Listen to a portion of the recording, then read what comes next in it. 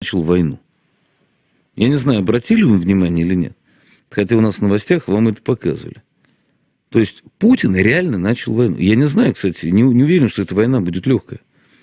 Потому что Путин наступил сейчас на хвост такому количеству таких серьезных людей, что истерика будет страшенная. Ну вот послушайте.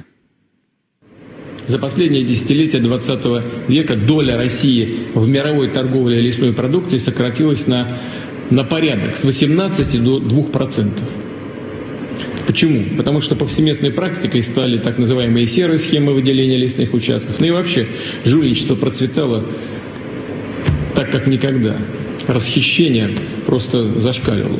Процветали хищнические, нелегальные вырубки.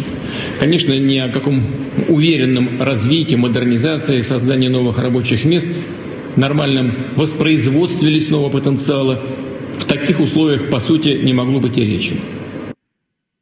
Об этом рассказывал у меня в эфире также вице-президент Виктория Валерьевна Абрамченко, которая, просто говорила, что вдуматься, доходы от Росреестра были выше, чем от всей лесной области.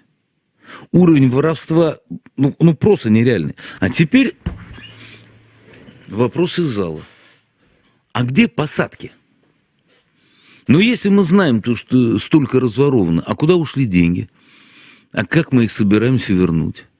Если мы знаем, что все эти схемы действовали, не надо списывать на китайцев, финнов, на кого угодно.